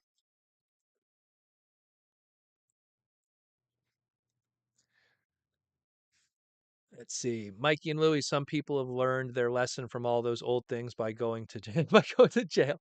You just got to be careful. That's all. The reality is that you can't go to jail anymore for it now. There's a lot of laws too that also protect people in relation to backing up media and stuff like that. Especially there's a lot of Canadian laws too with that. So Hugo Weaving is gonna say, "Where is the cube?" I don't think Hugo Weaving's coming back anytime soon. He had a terrible. He actually hated doing stuff with Transformers, so I don't think Hugo Weaving's gonna happen. We got 5 minutes left for super chats, people. 5 minutes left, and then we're gonna relax for the rest of the night. Actually, here was some other stuff I got. I got some cool vintage Mario fit, well, based off of vintage design. So you have Mario 1, red overalls, Mario 3, blue overalls, then Tanuki suit. Love that one from Mario 3. And then of course the famous cover, Super Mario World. And then I just bought this one because it's Canadian. It's Toad playing hockey. It's more Canadian than Toad playing hockey. AI Dragon Legend. Can Dragon Megatron be retooled into TF Prime Predaking? Well, I think first we should be getting a Cryotech. I could see it, but I don't think it would be as cool. You like the thing is like with something like Prime Predaking, you want to have like those crazy ass big wings, and that's something that wouldn't fit in a leader class box. You know what I mean? It could be done, but I don't think it'll turn out as good. You know, I don't think it'll turn out as nice. Uh, but yeah. So if Prime gets to be Cullen at the end of the one, where does Welker get to be Megs? That's not fair. Maybe Frank Welker's involved too. Maybe it's maybe like what's it called, D12, which becomes Megatron. You know, maybe he gets it through the war and he gets all grizzled and everything. Who knows? Who knows? I didn't read the script yet, but we'll definitely see. Yeah, let me tell you something. That's all you do. That's all you do. Let me tell you. Go get yourself go get yourself a nice Seagate. I'm holding it upside down. So get yourself a nice Seagate. How much is this one? This is this is a 10 terabyte Seagate external hard drive. Knock yourself out. Go into the torrent world and knock yourself out. Back up everything. You could fit your whole life into that thing. Do you know, like, guys, you have to understand, like, I was like buying Transformer toys day one, full price, during like Armada, Energon, Cybertron, into the movie stuff. And part of doing that and doing that fine and still having money to invest and buy a house later was not falling into the trappings of the other stuff, you know? Eating out every day. Good Lord, especially in Canada, forget about it, you know? There's ways that you could save money, you know? So in your opinion, which was the worst North American TF series and why was it Beast Machines? Do we count Japanese dubs? Because I think the dub for Energon was pretty atrocious. Um, Earthspark is kind of, it's not the worst, but it's pretty mid tier too. Beast Machines in a vacuum is quite amazing, in all honesty. The only thing that hurts Beast Machines is when you look at those characters and you remember what came before. That's what kind of hurts Beast Machines. But as a series, it's fantastic. The writing's fantastic. There's all these plot twists. You know, the CG, even though it was made like, geez, 20 years ago, it stands up even today compared to what we saw with Netflix, which is crazy when you think about it. Look at that Netflix series and put the CG of Beast Machines from 20 years ago. And so I would not put Beast Machines anywhere on a bad Transformer list. Its only weakness is you loved Rat Trap, you loved Black Arachnia, and they're not the same Rat Trap and Black Arachnia they were before. And that does hurt it. And I do agree with you with that. But Energon, probably the dub. The Japanese version is a lot better, but the dub is a dumpster fire. They edited it terribly. They mixed up a whole bunch of episodes. They made up stuff in the dubbing process. There was a lot. It's Cybertron also. I love Galaxy Force. That's like in my top 5 favorite Transformer series. But the dub of Cybertron, yuck, good Lord. You know, not so much. Not so much. And I don't hate the character designs on Beast Machines either. It's not bad to have something unique once in a while. Yeah, they're a little weird. Yeah, there's some of them aren't practical for toy design, but at least it's different. Do you want another Convoy Optimus Prime? I guarantee if something like Beast Machines would have came out today, people would be way more receptive than it was back then. Because back then, Beast Machines came out, and then you had like car robots on the side, kind of also doing its thing. So people wanted more of that at the time. So I think that's what also soured Beast Machines at the time too. No, Black Arachnia was someone who was very independent, and then all of a sudden she's chasing after Silverbolt, and she's, I miss my Silverbolt, I miss my Silverbolt. Rat Trap, famous line, better dead than Pred, and here he is protecting Megatron just so he could get some guns. Rhinox, who was this character that was so spiritual and loyal and everything, and now he's just, oh no, I'm totally Shockwave. I'm all about logic, and the logical conclusion here is doing this. It's because the writers of the show, and they were guests, the writers of Beast Machines was the guests of the very first USA TFCon, and they said it themselves. They were explicitly told, do not watch Beast Wars episodes. We want you to write something fresh. And as a result, they were writing characters that they were unfamiliar with, and thus the character development was kind of weird. I think the only true upward character development was Cheetor, because Cheetor was always going to kind of be that hot rod into Rodimus Prime character through hook or crook, and that kind of happened. You know, that kind of happened. So, but again, I cannot put that low. I think that was a much better series than most people give it credit for, where some of the dubs of the Japanese stuff are not that great. And I mean, if you want to go into DVD exclusive stuff, I mean, Robot Masters, the toys are great, but there's no story really, you know. So, um, I don't know. It's just me. I could, everyone has a different opinion. Uh, what's there? Iacon Queen. The whole spiritual journey was executed poorly. Well, no, spiritual journey for Rhinox. No, unless you're referring to like Optimus Primal. That again, Optimus Primal too. Kind of a different way he was approaching things. They didn't really tackle it properly. Why was he like this? Now, all of a sudden, now he's a spiritual character when he was more of a Cyclops, straight-laced character. Um, let's see, Guillaume in 1999 was everything because fully futuristic. Batman Beyond, Beast Machines, Spider-Man Unlimited. And a lot of other good stuff. Digimon was on in 99. What else came out in 99? Monster Rancher came out in 99. A lot of good stuff came out in 99. That was my last year in high school pretty much. I was class of 2000, so good memories. Good ass memories. Waspinator says Chigs dig biker bots. And Waspinator was kept consistent, but he was also a late addition to the cast while Thrust was being kind of his own thing with Michael Donovan, who was his voice actor. I believe it was Michael. Did a good job. Did a fantastic job. And we are done more or less today. We are at the 2-hour mark. So I guess I hope you guys were all entertained. Uh, Happy you guys got to see a piece of Transformer history. I'm going to take some nice photos of this. Maybe I'll do like a YouTube reel video or something. I'll do some fun with that. Yeah, I hope you guys had a fun time today. Hope you guys thank you for all the super chats and everything. Thank you for the love and support for the podcast. It is running late and I am exhausted and still kind of hungry, oddly enough. Got tons of toys upstairs I got to sort. It is madness. I bought because we went to all kinds of stores. Like I bought like 3 bags of Beyblades and I just got to go through all of that. That's going to take me forever. But got a lot of great stuff.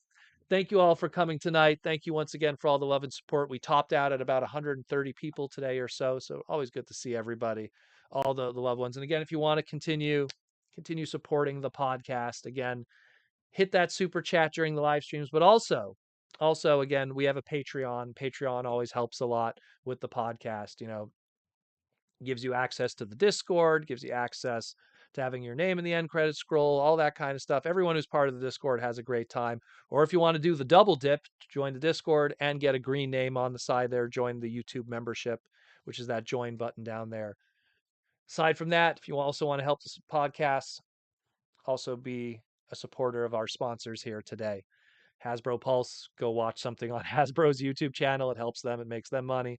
Symbiote Studios, go buy yourself a nice plush like my boy back there. And Aaron Archer, go check out the Toy Armada with Aaron Archer or buy yourself some beautiful art from archermonster.com/shop. I'm out of here, guys. Thank you all for the love and support. Take care of yourself, your loved ones, and your families. Take care of your wallet, too. No one else is going to feed you. When your parents are gone, you're gone, and you're on your own. So take care of yourself, your friends, your family, your wallet, and everything like that. And we will be back next week for another live stream, and we will be busy from Monday to Friday, keeping you updated with news and everything like that. I'm out of here. Take care of yourselves. Peace.